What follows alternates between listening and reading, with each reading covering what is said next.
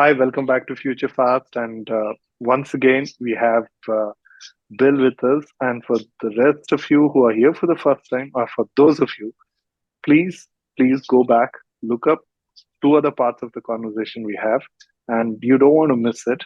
And if you still go ahead and listen to it, I'm sure you'll be urged to go back and look up the two other parts. So please do that. And for the those who have not yet subscribed to Future Fast, this is the time to do that. Go ahead and subscribe to it, and we'll jump right into the conversation. Bill, thank you so much for being with us. And we talked about the two parts primarily from all the efforts that you're doing, right? Starting from the first part with your journey, and the second part about what you're trying to do and how we are approaching it and all that. But what are the biggest changes that you foresee in the near future? In my field or in every field? Well, one, in your field, and two, please do share your perspective on everything else that you see. Well, I predict that I'm going to get the funding that I need, and within 3 years we're going to have something that prevents telomeres from shortening and actually re-lengthens telomeres, which could potentially, and I strongly think I think it's very likely, but I still got to say potentially, reverse aging, make us young and healthy again in every way imaginable. I think that can be done 3 years after I get the funding that I need. So that's one big change that's going to occur. But I also believe that not by let's say curing aging is what I like to call it, curing aging. Curing aging. That's what my father called it that. And I do believe aging is a disease because there are life forms on this planet that don't age. So if they don't age, then we must have a disease that they don't have. So I think that in addition to curing aging, we're also going to find that cancer incidences are going to drop, heart disease incidences are going to drop. There's all kinds of diseases that are going to pretty much fall below the radar just because aging got cured. But then I see a lot of big breakthroughs from the transhumanist group organizations. I mean, I could see us all having like accessories that give us more brain power, be able to calculate things faster, have better memories. Our hearing's going to get better, our eyesight's going to get better. I'm very fascinated with Elon Musk and Jeff Bezos and the things that they're doing to help the space programs and driverless cars. And I think the biggest thing that's going to happen really is I think the world's going to become very virtual. Okay, people are going to start living in cabins in the middle of nowhere and be able to do all the work that anybody could do anywhere because with the Starlink that Elon Musk is creating and other big breakthroughs, we're going to be able to do all of our communication from places. I think we have a wonderful world coming if we don't destroy the world first. Okay, but yeah, so I do see a lot of great things happen, and I can't wait. I don't want to miss out. I can't wait. These things are taking longer than I hoped, but thank God people like Elon Musk are now coming in and making these things go fast. Well, Bill, you're a scientist, and you obviously are thinking future. But how do you think the majority of the world should prepare for the kind of future that you're talking about? I don't know. I mean, it's like, what is there to prepare for? It's like any big change that's occurred in the world. Like nobody said to us, prepare for the World Wide Web. Okay, when that came along, it was just thrust upon us, and we all figured it out and got it done. That was probably the biggest change that's occurred in my lifetime. See, what happened is that first time I also got exposed to internet was in the 90s, right? Before that, it was only in few research institutions in India.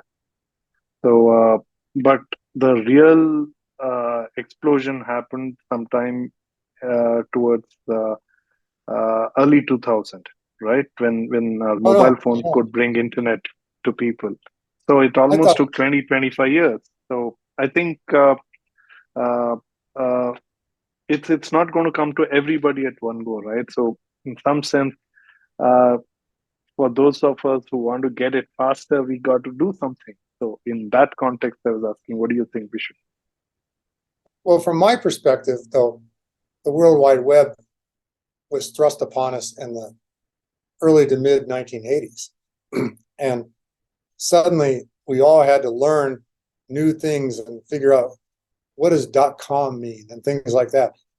um, and I still don't know what .com means, but it doesn't matter anymore. You know, it's like because I adapted to it just like everybody else. But that was a big change where it was either swim or sink. Okay, and so you said you first encountered it in the 1990s. Maybe all the big changes had already occurred, adaptations and things like that, and so maybe it was a little simpler then. But boy, back in the mid 1980s, it was like everybody was terrified. Okay, of what's happening here. But okay, so now I forgot what your question was. No, if you want to say, how do you think people should prepare to the kind of future that is changing? That was question. I just don't know if there's any, because it's not going to be sudden like the World Wide Web was. It's going to be gradual. So there isn't really any preparing that they need to do. If I was okay, so things that I'm doing, okay, things that I'm Or doing to prepare for. maybe to the leaders, right? Or the business leaders or leaders of the country. Do you think they should do something to prepare their countries, the population, or the businesses, or the way they think? Because obviously, one way is that if people are going to live long and healthy, uh, we really have to think a lot of things differently, right? Even from a point of how do we plan what's important, like the riots that happened in France because of extension of retirement age. So I really don't know. I mean, it's like so many changes are going to happen. I don't know what anybody can do to. I think a lot of pharma healthcare businesses will collapse because they are all tuned to keep people dependent on something. So here, if something like this happens, it's going to blow back, and they're so there are every line of business is going to change, right? Yeah, no, you're right. It's the biggest thing is, as I said, is I think we're going to become more of a virtual world, and so the things that I'm doing to prepare for that is getting my cabin and my land isolated away from everybody and setting myself up with satellite Wi-Fi and everything. Because I actually anticipate that within like 5 years, virtual world is going to be a very dominant part of business. And there's not going to be any reason for me to come here anymore unless I'm actually working at the lab bench. And hopefully by then, 5 years, hopefully all the lab bench work I want to get done is already done. But how do you see the lab efforts also evolving in future? Do you think much of it will be triggered by simulations and artificial intelligence? Labs have been run by artificial intelligence for over 50 years. Okay, artificial intelligence is not new. Okay, it's marketers, and this is one of the things that makes me sick about people that are in marketing. They've really made artificial intelligence sound like it's a whole new thing, but it's just still a part of what's that called? Yeah, I know robotics are all largely, primarily Computer driven by law. AI. Yeah. Yeah. So I took classes called artificial intelligence in the 1970s. No, Okay. that's right. Incidentally, Aubrey did his PhD in that back then. So, It's so there's some people are just trying to make this big deal about like ChatGPT. Everybody thought was the most exciting thing that ever happened, and now everybody's learning is, hey, it's not as good as we thought it was, because it's really just computers. What's the name of that law? There, that the number of resistors needed doubles like every year or something like that. Moore's law. Moore's law. Yeah. Okay, so AI today, artificial intelligence, is just a part of Moore's law. Okay, it's just gotten No, better. I was referring more to the point of, you are able to basically simulate more of it with systems much higher capacity. We are able to process data much faster. So from that respect, you don't need to. I mean, the what happened in the COVID time, right? I mean, they were able to simulate actions on the system and thereby develop vaccine. So from that respect, I was talking whether you see that kind of effort changing in your labs. Saw big pharma thinking about how much money they can make, and the big problem is that I've invented vaccines myself. I know how vaccines work. I think the quick return on investment that these pharmas and the vaccines that they develop, they if they knew anything about vaccines, they would know those could never be very effective. And they chose not to do the traditional type of vaccines that would have worked a lot better. And there's a lot of discoveries that have been made about the COVID, SARS-CoV-2. New ideas have been come up with on how to make the vaccines work better, but nobody can get the funding for it to do it now, because the companies, the big pharmas that already have the vaccines, don't want the competition. So it's really tough. It's like, so don't go there, because I don't like. I think that's a disgraceful example of what's. I hope we don't go down those roads in the future. That was all done wrong. But I do see a lot of technology being done by robots. Okay, but I don't think robots are going to be thinking like humans. Okay, anytime soon. And so the robots are going to still be things that, for instance, I can sit in my cabin and be looking through the eyes of my robot and be doing experiments at the lab behind me, but I'll be doing it from my cabin using a robot that I'm operating. Okay. So I think that's a big change that's going to occur in the future. And there's already stuff like that done on the space shuttle and stuff like that. A lot of space experiments are done from people on Earth operating robots or robotic arms on the space shuttle or at the space stations. Correct. But I think that's within easily big changes within the next 5 years. Yeah. So you want to make any specific predictions? Curing aging, if you want to say, by when do you think aging will be really cured? I've said this many times before. My predictions are always begun with, I wouldn't be surprised if we did this in 3 years or that in 5 years or things like that. But I definitely don't predict the future. I just wouldn't be surprised if. But I think that we're going to see a lot of medical breakthroughs. I don't think cancer is going to get cured because there's too much. There's not enough money going to the right people. A lot of the.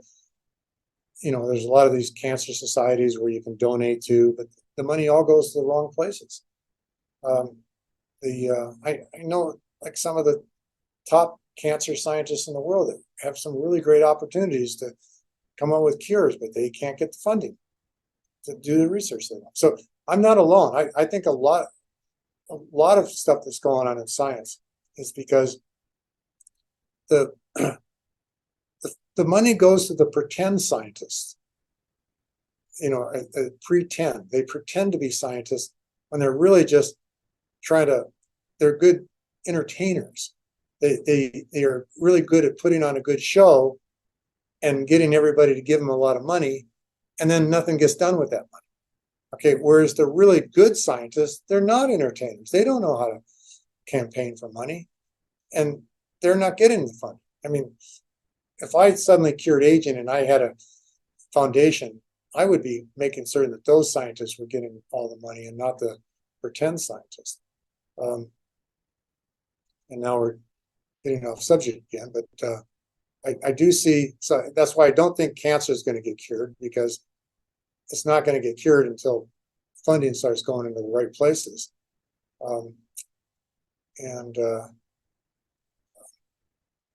So cancer, but I do think, I think that curing aging is going to be a very significant change in, as I said before, not just in aging, but in all forms of health related things.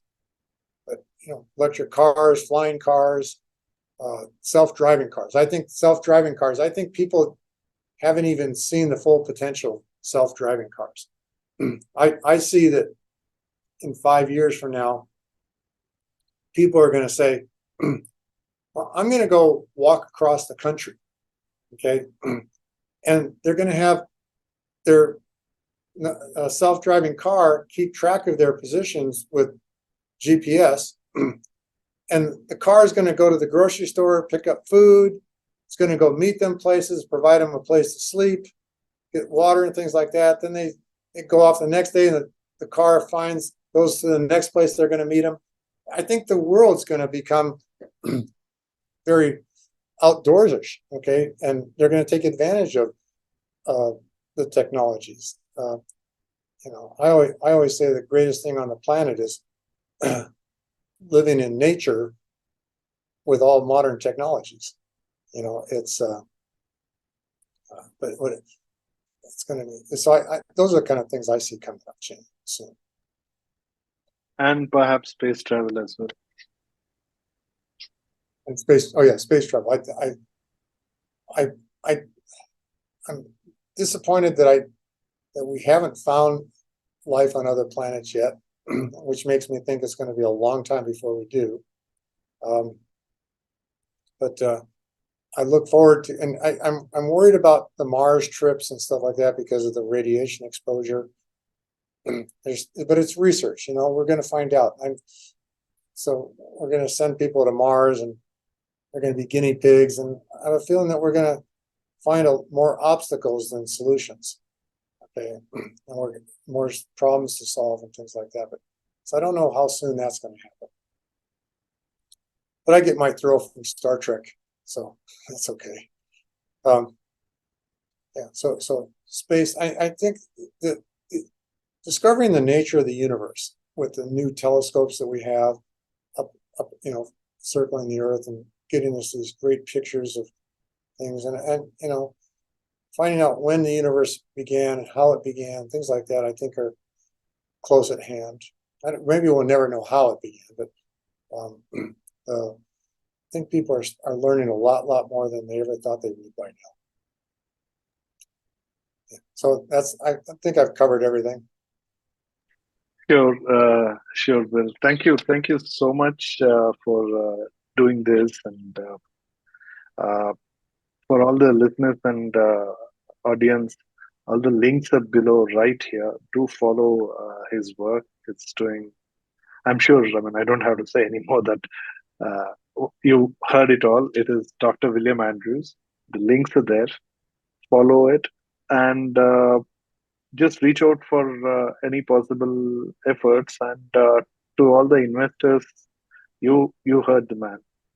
So you're a serious investor, want to back something and not own and control, but you're serious about returns. There is returns, but you got to wait it out. And those who want to collaborate with that, you know how to do it. And for the technologists and entrepreneurs, reach out, and you can collaborate with Bill in so many very ways. So please do reach out, look up the links. and follow the work as well. And keep following Future Fast. And till we meet again, enjoy the ride. Bill, once again, thank you so much for this. And uh, while I'm still going to take time to come to terms with curing the aging part, but I think the effort that you're putting in is absolutely necessary because nobody wants to live with any kind of ailments or sickness, right? We want to live healthy, no matter however long it is, but everybody wants to live healthy. So, in that regard, your effort, your efforts are very important. I don't know if it'll make us live forever, but what is important for me is that these kind of efforts will make us live healthier. So that's why I seriously That's follow the this. main goal. That's always the main goal. Right. Making people healthier. Yeah. Thank you and wish you all the very best once again. And I'll keep following and hopefully I will bring you back on to talk about that you have cured aging. So, till then, thank you once Very again. much. All right.